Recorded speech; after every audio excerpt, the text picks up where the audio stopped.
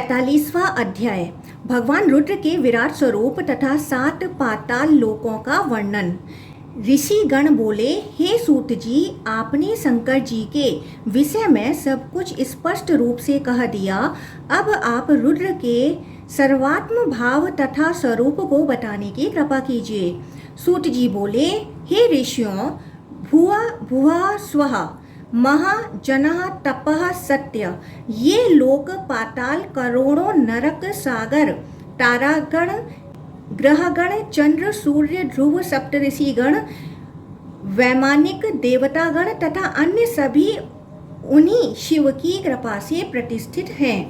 इन्हीं के द्वारा यह सब बनाए गए हैं। हे श्रेष्ठ द्विजों, ये सब उन्हीं के आत्म स्वरूप हैं। वह सर्वात्मा शिव सभी में सर्वदा समष्टि रूप में स्थित हैं। उन्हीं की माया से मोहित होकर अज्ञानी लोग सर्वात्म रूप महात्मा महादेव तथा महेश्वर को नहीं जानते हैं। उन भगवान रुद्र का शरीर ही तीनों लोक है। अतः उन्हें प्रणाम करके मैं जगत के शुभ विस्तार का वर्णन करूंगा। पहले जैसा मैंने आप लोगों से कहा है, अंड के आकार और ब्रह्मांड तथा भुवनों के स्वरूप को बता रहा हूँ। पृथ्वी अंतरिक्ष स्वः महा जनः तपः सत्य, ये 7 शुभ लोक अंड से प्रादुर्भूत हुए हैं। हे ब्राह्मणों, उनके नीचे महातल आदि 7 तल हैं। उनके भी नीचे क्रम से नरक स्थित हैं। महातल स्वर्ण का बना हुआ है और यह सभी रत्नों से सुशोभित है। यह अद्भुत प्रसादों तथा शिव के मंदिरों से युक्त है। यह अनंत शेषनाग बुद्धिमान मुचुकुंद और पाताल तथा स्वर्गवासी राजा बलि से युक्त है। हे विप्रों, रसातल चट्टानों से युक्त है। तलातल बालुकामय है। सूतल पीले वर्ण का कहा गया है और वितल विद्रुम मूंगे की प्रभाव वाला है। अतल श्वेत वर्ण का है और तल काले वर्ण का है। हे सुव्रतों, उन नीचे के तलों का विस्तार पृथ्वी के समान है। सभी तलों की जो समाहित संख्या है, उन सभी के अंतवर्ती आकाश 11,000 योजन के विस्तार वाले हैं। सभी तलों के मेघाच्छादित अंतरिक्ष भाग को 30,000 योजन वाला माना गया है तथा इन सभी तलों का भौगोलिक विस्तार 1,07,000 योजन है। हे मुनि श्रेष्ठों, शुभ रसातल सुवर्ण वासुकी तथा अन्य नागों से युक्त कहा गया है। सब प्रकार की शोभा से समन्वित तलातल विरोचन हिरण्याक्ष नरक आदि से सेवित है। सुतल वैनावक आदि देवों तथा कालनेमी आदि अन्य प्रमुख दैत्यों से परिपूरित है। वितल तारकाग्नि आदि प्रधान दानवों महांतक आदि नागों तथा असुर प्रहलाद से समन्वित है। अतल कंबल तथा अश्वतर वीर महाकुंभ और बुद्धिमान हयग्रीव के अधिकार में कहा गया है। इसी प्रकार शोभा संपन्न तल शंकुकर्ण नमुची आदि विविध वीरों से सुशोभित है। उन सभी तलों में परमेश्वर शिव, अम्बा, पार्वती, स्कंद, कार्तिकेय, नंदी तथा अन्य गणेशों के द्वारा सभी ओर से घिरे हुए विद्यमान रहते हैं। हे श्रेष्ठ मुनियों, इन सभी तलों के ऊपर 7 पृथ्वी तल हैं। पृथ्वी भी 7 खंडों में विभक्त है। मैं आप लोगों से इसका वर्णन कर रहा हूँ। इस प्रकार श्रीलिंग महापुराण के अंतर्गत पूर्व भाग में पाताल वर्णन नामक 45वां अध्याय पूर्ण हुआ। 46वां अध्याय भुवन सन्निवेश में 7 द्वीपों तथा 7 समुद्रों का वर्णन एवं सर्वत्र भगवान शिव की व्यापकता, स्वाम्भुव मनवंतर के प्रिय व्रतादि राजवंशों का वर्णन, जम्बू द्वीप, कुशद्वीप तथा कौंच द्वीप के राजाओं का वर्णन। सूत जी बोले, हे ऋषियों, पृथ्वी 7 द्वीपों से युक्त है, नदियों तथा पर्वतों से भरी पड़ी है और 7 समुद्रों से सभी ओर से भली भांति अलंकृत है। जम्बू, प्लक्ष, सालमली, कुश, क्रौंच, शाक तथा पुष्कर नाम वाले ये 7 द्वीप क्रम से इसके भीतर अवस्थित हैं। इन समस्त 7 द्वीपों में उमा सहित भगवान शिव सभी गणों से घिरे हुए तथा अनेक प्रकार के वेश धारण करके निवास करते हैं। क्षारोद, इच्छुरसोद, सुरोद, घृतोदधि, दर्दिरम, क्षीरोद, स्वादुद, ये 7 समुद्र क्रम से हैं। इन सभी समुद्रों में जल रूपी श्री संपन्न भगवान शिव अपने गणों के साथ लहर रूपी भुजाओं से क्रीड़ा करते हैं। क्षीर सागर अमृत के समान है। भगवान विष्णु उस क्षीर सागर में शिव ज्ञान का चिंतन करते हुए साक्षात योग निद्रा के साथ सदा शयन करते हैं। जब भगवान जागते हैं तब संपूर्ण जगत जागता है, और जब वह सोते हैं तब यह चराचर जगत उनमें विलीन होकर सोता है। परमेष्टि देवदेव शिव की कृपा से उन्हीं विष्णु की जी के द्वारा संपूर्ण जगत का सृजन, धारण, रक्षण तथा संहार किया जाता है। हे मुनि श्रेष्ठ सुसेड़ा, इन नाम से प्रसिद्ध लोग शंख चक्र तथा गदा धारण करने वाले पुरुष श्रेष्ठ भगवान अनिरुद्ध का पूजन करते हैं। ये आत्मज्ञानियों में श्रेष्ठ मुनियों, जो लोग अनिरुद्ध पुरुष का ध्यान करते हैं वे सब नारायण तुल्य हैं और सभी संपत्तियों से संपन्न रहते हैं। भगवान सनंदन, सनक, सनातन, बालखिल्यगण, सिद्धगण एवं मित्रा वरुण वहाँ विश्व की उत्पत्ति करने वाले प्रभु श्री हरि की सदा पूजा करते हैं। 7 द्वीपों में अनेक शिखरों वाले ऊंचे ऊंचे पर्वत हैं। कुछ पर्वत गुफाओं सहित समुद्र तक फैले हुए हैं। काल गौरव से वहाँ बहुत से भूपति राजा हुए, जो क्रौंच के शत्रु कार्तिकेय के पिता प्रभु शिव की कृपा से परम ऐश्वर्य से संपन्न थे। हे ऋषियों, अब मैं स्वाम्भु मनवंतर से प्रारंभ करके भूत तथा भविष्य काल के सभी मनवंतरों के राजाओं का वर्णन आप लोगों से करूंगा। भूत एवं भविष्य काल के सभी मनवंतरों में सभी राजा तुल्य अभिमान वाले तथा तुल्य प्रयोजन वाले थे। स्वाम्भु मनु के सभी पौत्र महाबली थे। प्रियव्रत के 10 वीर पुत्र थे। वे इस प्रकार कहे गए हैं: आग्निद्र, अग्निबाहु, मेधा, मेधातिथि, वसु, ज्योतिष्मान, घृतिमान, हव्य, सवन और पुत्र। प्रियव्रत ने उनमें से 7 पुत्रों को 7 द्वीपों में राजा के रूप में अभिषिक्त कर दिया। उन्होंने महान बलशाली अग्निद्र को जम्बू द्वीप का राजा बनाया। उनके द्वारा मेधातिथि प्लक्ष द्वीप के राजा बनाए गए। उन राजा प्रियव्रत ने वपुष्मान को सालमली द्वीप के राजा के रूप में अभिषिक्त किया और ज्योतिष्मान को कुश द्वीप का राजा बनाया। प्रियव्रत ने घुटिमान को क्रौंच द्वीप का राजा बनाया, हव्य को शाक द्वीप का राजा बनाया और हे सुव्रतों, सवन को पुष्कर द्वीप का राजा बनाया। पुष्कर द्वीप में सवन के यहाँ महावीर तथा धातकी नामक पुत्र हुए। ये दोनों पुत्र पुत्रवानों में श्रेष्ठ हुए।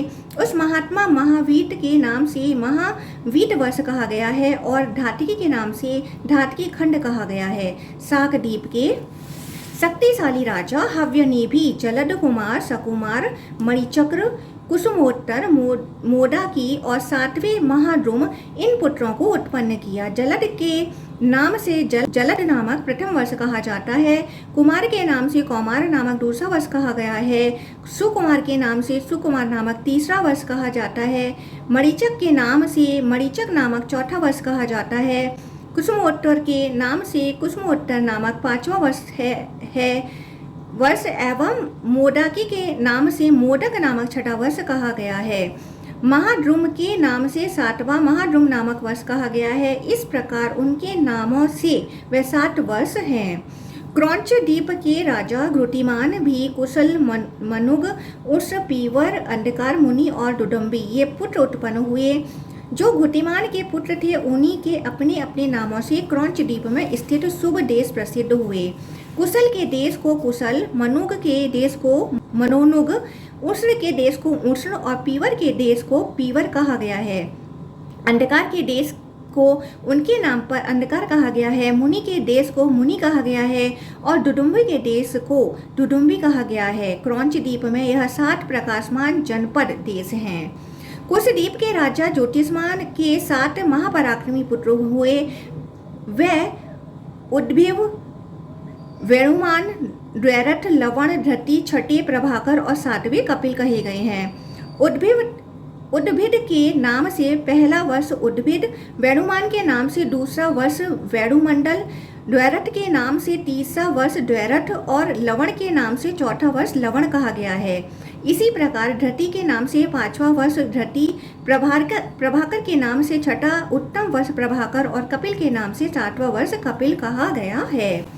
सालमली द्वीप के राजा वपुसमान के भी 7 पुत्र हुए। वे पृथक पृथक देशों के राजा बने। श्वेत, हरित, जीमूट, रोहित, वैद्युत, मानस और 7वां सुप्रभ। ये पुत्रों के नाम हैं। श्वेत के देश को श्वेत, हरित के देश को हारित, जीमूट के देश को जीमूट, रोहित के देश को रोहित, वैद्युत के देश को वैद्युत, मानस के देश को मानस और सुप्रभ के देश को सुप्रभ कहा गया है। इस प्रकार राजाओं के नाम से 7 देश हैं। अब मैं जम्बू देश के बाहर स्थित प्लक्षद्वीप का वर्णन करूंगा।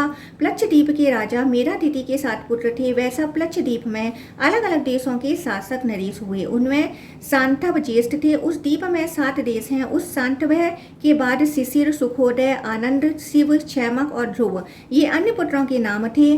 स्वाम्भु मनवंतर में उनके नामों से द्वीपों के भागानुसार 7 वर्ष देश बसाए गए। मेधातिथि के प्लक्षद्वीप निवासी उन पुत्रों द्वारा वर्णाश्रम धर्म से संपन्न प्रजाएं वहां बसाई गईं। प्लक्षद्वीप तथा शाकद्वीप आदि 5 द्वीपों में वर्ण एवं आश्रम के धर्मों का सम्यक पालन होता था। हे श्रेष्ठ द्विजों, इन 5 द्वीपों में सुख, आयु, स्वरूप, बल तथा धर्म सबके लिए समान बताया गया है। सभी लोग सदा रुद्र के अर्चन में लीन रहते हैं तथा महेश्वर में भक्ति रखते हैं। पुष्कर द्वीप में अन्य जो प्रजाएं एवं राजा हैं वे सब प्रजापालक रुद्र के श्रद्धा रूपी अमृतपान के सुख की प्रबल इच्छा रखती हैं। इस प्रकार श्रीलिंग महापुराण के अंतर्गत पूर्व भाग में भुवन कोश में दीप दीपेश्वर कथन नामक 46वां अध्याय पूर्ण हुआ। 47वां अध्याय जम्बू द्वीप के अधिपति प्रियव्रत के पुत्र महाराज अग्निद्र का वंश वर्णन तथा अग्निद्र के शिव भक्त 9 पुत्रों का अजनाभ वर्ष, भारत वर्ष, किंब पुरुष वर्ष आदि 9 वर्षों देशों का स्वामी बनना। सूत जी बोले, राजा प्रियव्रत ने अपने ज्येष्ठ उत्तराधिकारी महाबली प्रिय पुत्र अग्निद्र को जम्बू द्वीप के राजा के रूप में अभिषिक्त किया। हे श्रेष्ठ ब्राह्मणों, वह महान शिव भक्त तपस्वी तरुण सदा शिव पूजन में रत रहने वाला ऐश्वर्य संपन्न अनेक गायों का स्वामी तथा बुद्धिमान था।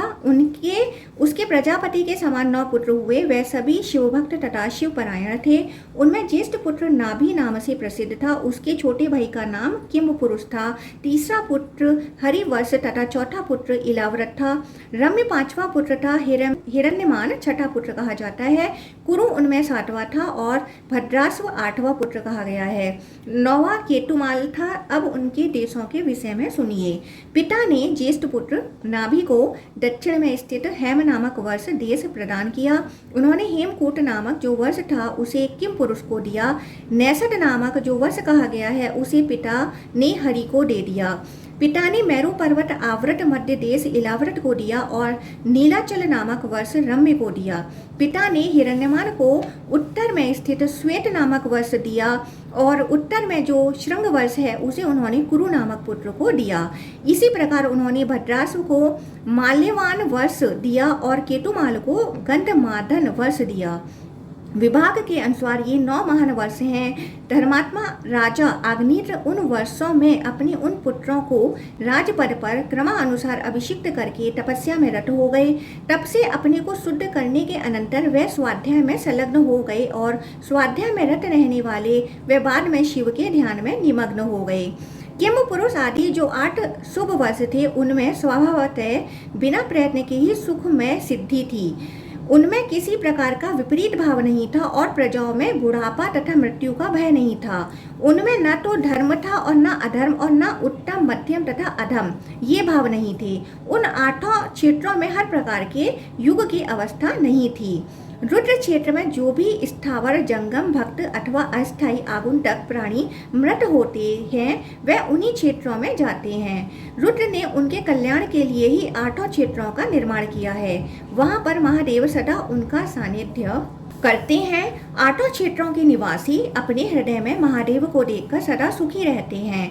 वह महादेव ही उनके परम गति हैं। अब मैं हिम से चिन्हित इस हिमालय मैं विद्यमान नाभि के वंश का वर्णन करूंगा, आप लोग सुने।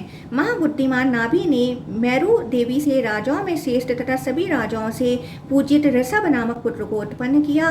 ऋषभ से पराक्रमी भरत उत्पन्न हुए, जो उनके 100 पुत्रों में सबसे बड़े थे।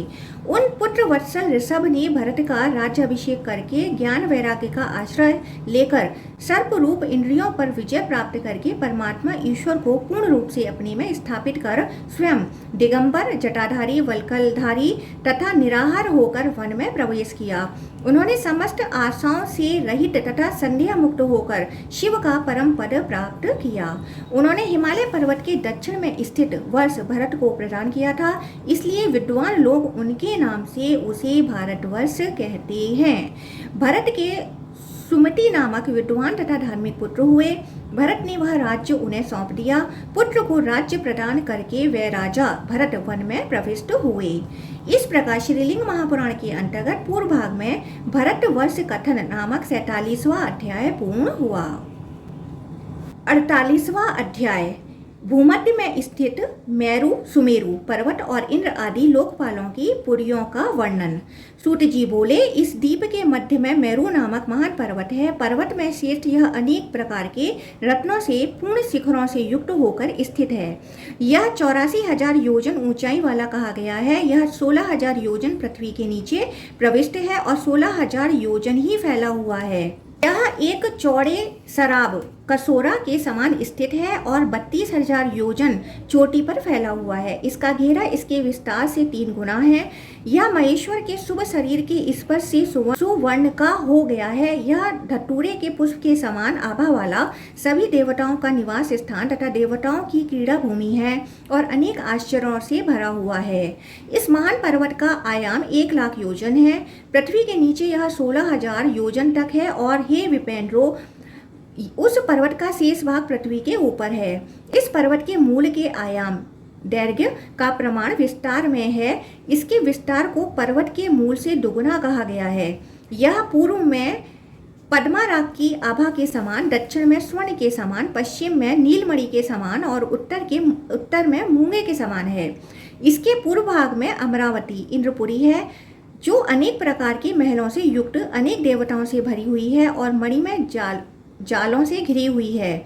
यह विविध आकार वाले तथा स्वर्ण एवं रत्नों से विभूषित गौपुरों, सोने तथा मणियों के बने हुए अद्भुत तोरणों, राजमार्ग पर स्थित वार्तालाप में प्रवीण सभी आभूषणों से अलंकृत, स्तन के भार से झुकी हुई एवं मद के कारण घूर्णित नेत्रों वाली हजारों स्त्रियों से भरी और चारों ओर से अप्सराओं से घिरी हुई है।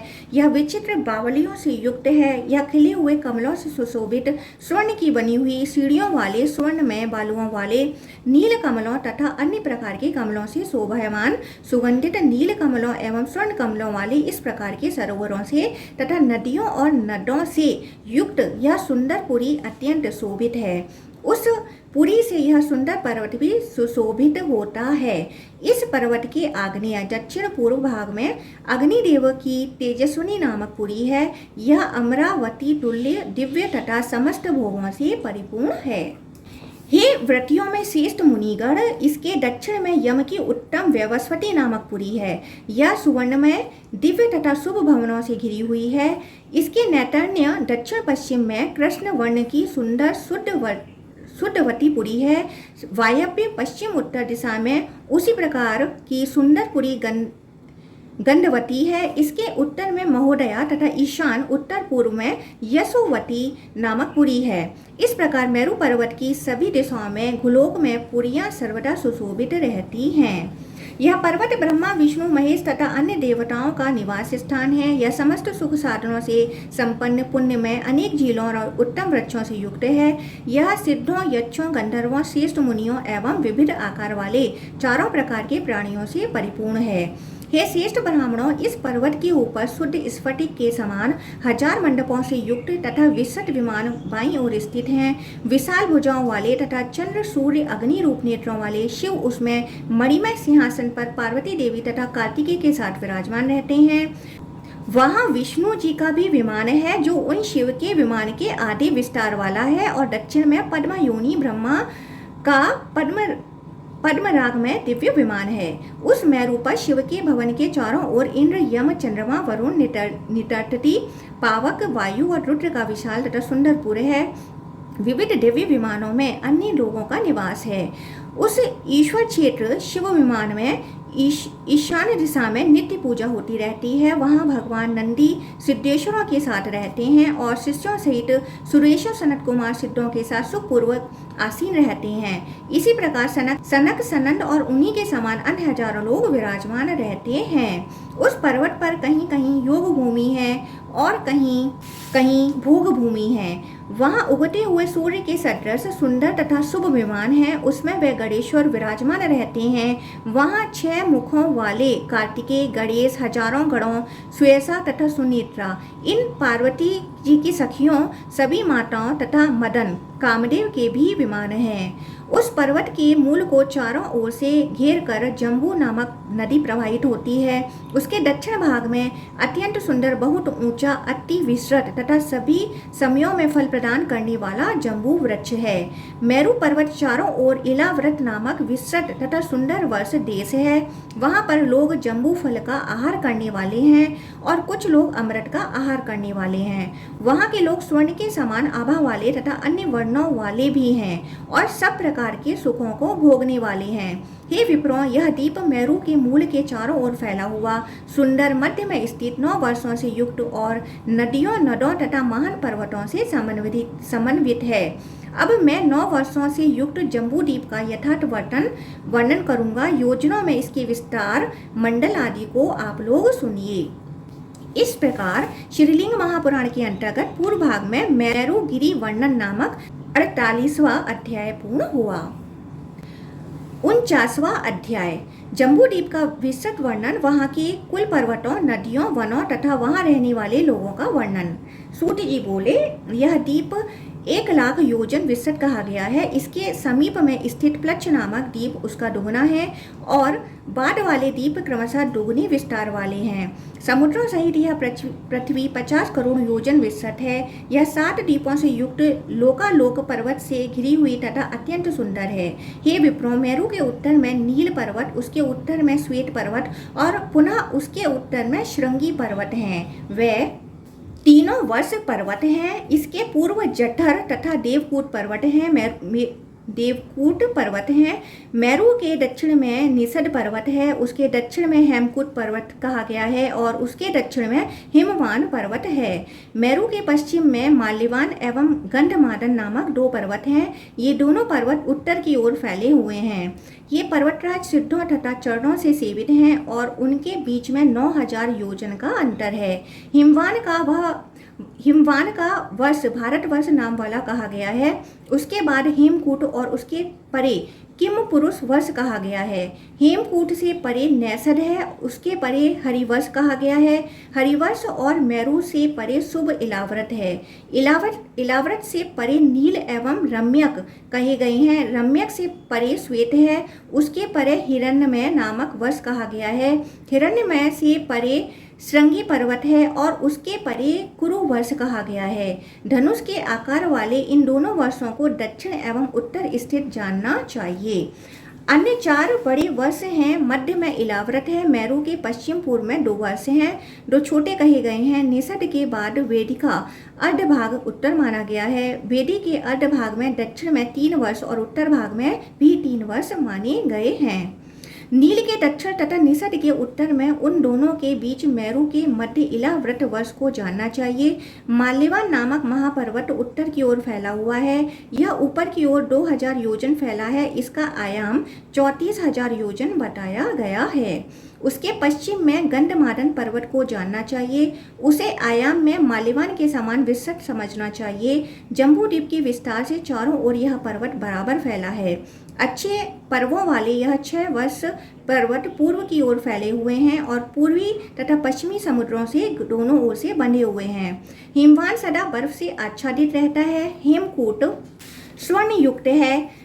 निषद पर्वत मध्याह्नकालीन सूर्य के समान स्वर्णमय कहा गया है। 4 वर्णों वाला वह सुवर्ण में मेरू पर्वत ऊपर की ओर फैला हुआ बताया गया है। यह परिधि में वृत्ताकार है और चौकोर ऊंचा उठा हुआ है। नील पर्वत वैडूर्यमय है।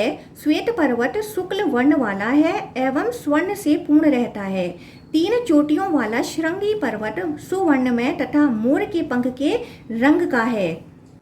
इस प्रकार पर्वतों का वर्णन कर दिया गया। अब श्रेष्ठ पर्वतों के विषय में सुनिए। मंडल तथा देवकूट पर्वत पूर्व दिशा में हैं।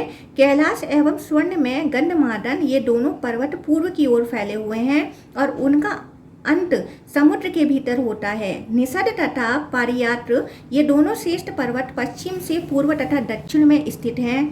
त्रिसंग एवं जारुचि ये दोनों महापर्वत उत्तर में हैं और पूर्व की ओर फैले हैं और समुद्र के भीतर व्यवस्थित हैं। विद्वान लोग इन 8 पर्वतों को मर्यादा पर्वत कहते हैं। ये श्रेष्ठ द्विजों मेरु नामक जो पर्वत है वह ऊंचा स्वर्णमय पर्वत है। उसके 4 चरणों के रूप में उसके चारों दिशाओं में बड़े बड़े 4 उत्तम पर्वत हैं, जिनसे सहारा प्राप्त की हुई 7 द्वीपों वाली पृथ्वी हिलती नहीं है। उनका आयाम 10,000 योजन कहा गया है। पूर्व में सुंदर, दक्षिण में गंधमादन, पश्चिम भाग में विपुल और उत्तर में सुपार्श्व नामक पर्वत कहा गया है। इन पर 4 विशाल वृक्ष उगे हुए हैं जो दीप के पाटका तुल्य प्रतीत होते हैं। मंडल पर्वत की चोटी पर कदम्ब का विशाल वृक्ष है। वह पाटकाओं का राजा है और वह लंबी लटकती हुई शाखाओं वाला है। यह कदम्ब वृक्ष चैत्य पादप पवित्र स्थान में लोग लगे वृक्ष के रूप में प्रतिष्ठित है। दक्षिण में स्थित गंधमादन पर्वत के शिखर पर सदा देवताओं से सेवित पवित्र फलों से संपन्न तथा पुष्पों से सुशोभित जम्बू वृक्ष है।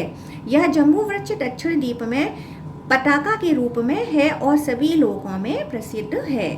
पश्चिम में महात्मा विपुल पर्वत की चोटी पर पीपल का महान वृक्ष उगा हुआ है। यह भी चैत्य पादप पवित्र वृक्ष के रूप में प्रतिष्ठित है। उत्तर में सुपार्श्व पर्वत के शिखर पर विशाल बरगद का वृक्ष उगा हुआ है जो मोटे स्कंद वाला तथा अनेक योजन परिधि वाला है।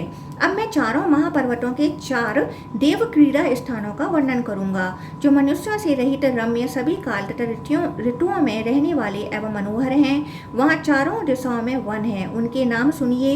पूर्व में चैत्ररथ नामक वन, दक्षिण में गंधमादन, पश्चिम में वैभ्राज और उत्तर में सविता शिव के नंदन नामक वन को जानना चाहिए। पूर्व में मित्रेश्वर, उसके बाद दक्षिण में षष्ठेश्वर, पश्चिम में वरेश्वर और उत्तर में आम्रकेश्वर शिव क्षेत्र है। हे मुनिवरों, वहाँ 4 बड़े सरोवर हैं जहाँ पर्वतों तथा वनों में मुनिगण क्रीड़ा करते हैं। पूर्व में अरुणोसर, दक्षिण में मानसर, पश्चिम में सितोदसर और उत्तर में महाभद्रसर बताया गया है। दक्षिण में शाख का क्षेत्र, पश्चिम में विशाख का क्षेत्र, उत्तर में नैगमय क्षेत्र और पूर्व में कुमार का क्षेत्र है। अरुणोसर के पूर्व में महापर्वत बताए गए हैं। मैं संक्षेप में नामों से उनका वर्णन करूंगा, विस्तार पूर्वक उनका वर्णन नहीं किया जा सकता। सितांत, कुरुंड पर्वत श्रेष्ठ, कुरर, विकर, मणिशैल पर्वत श्रेष्ठ, वक्षवान, महानील, रोचक, साबिंदु, दर्दुर, वेणुमान, समेघ, निषद, देव पर्वत ये महापर्वत हैं। इसी प्रकार अन्य भी पर्वत हैं। मंडल के पूर्व में ये पर्वत सिद्धों के निवास स्थान कहे गए हैं। उन पर्वतों पर गुफाओं में तथा वनों में रुद्र एवं नारायण विष्णु के दिव्य क्षेत्र हैं। यहाँ मानस सर के दक्षिण में जो महान पर्वत कहे जाते हैं। अब मैं संक्षेप में उन सब का वर्णन करता हूँ। शैल विशीर पर्वतों में उत्तर शिखर, एक श्रृंग, महासूल, गजशैल, पिशाचक, पंचशैल, कैलाश पर्वत श्रेष्ठ, हिमवान ये सब देवताओं के द्वारा सेवित उत्कट तथा उत्तम पर्वत हैं। उन सभी पर्वतों पर और वनों में श्रेष्ठ देवताओं के द्वारा दिव्य रुद्र क्षेत्र स्थापित किए गए हैं। इस प्रकार दक्षिण दिशा में स्थित पर्वतों को बता दिया गया। अब मैं आप लोगों को पश्चिम विद्यमान पर्वतों को बताता हूँ। सितोर के पश्चिम में स्वरूप, महावद, कुमुद, मधुमान, अंजन, मुकुट, कृष्ण, पांडुर, सहस्त्र शिखर, शैलेंद्र, पारिजात और पर्वतों में उत्तम श्री शृंग हैं।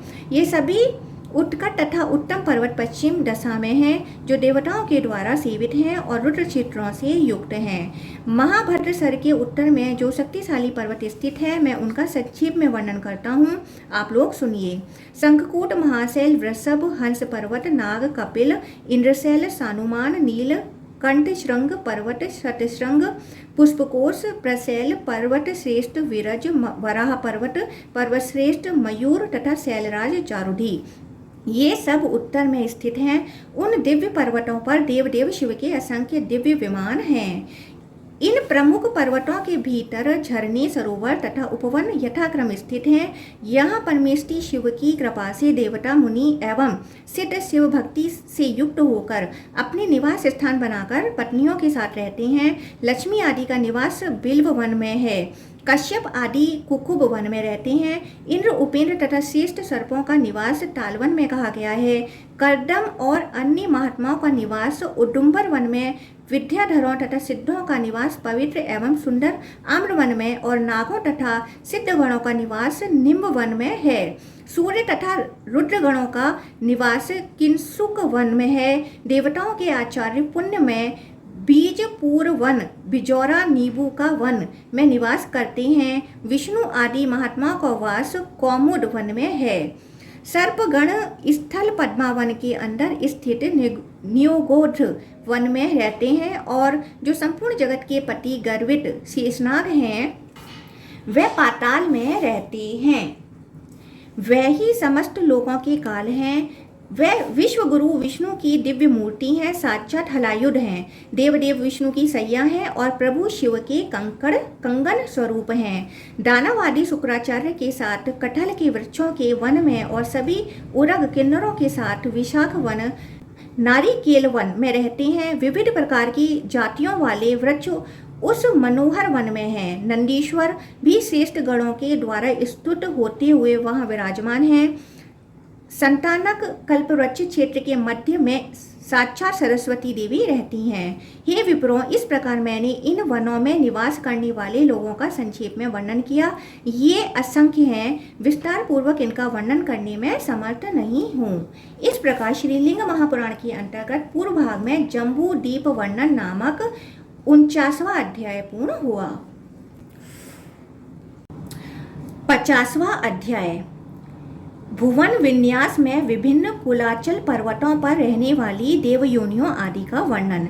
सूत जी बोले, इंद्र सिद्धांत के शिखर पर विद्यमान सुंदर परिजात वन में रहते हैं। उसके पूर्व में कुमुद पर्वत की चोटी है, वह बहुत विस्तृत है। हे श्रेष्ठ द्विजों, वहाँ दानवों के 8 पुर कहे गए हैं। हे श्रेष्ठ द्विजों, पवित्र सुवर्ण कोटर में नीलक नामक महान राक्षसों के 68 पुर बताए गए हैं। हे सुव्रतों, पर्वत श्रेष्ठ महानील पर भी घोड़े के समान मुख वाले प्रधान किन्नरों के 15 पुर हैं और महान पर्वत वेणुसोध पर विद्याधरों के 3 पुर हैं। श्रीमान गरुण वैकुंठ पर्वत पर और नील लोहित रुद्र करंज पर्वत पर निवास करते हैं। वसुओं का निवास वसुधार में बताया गया है।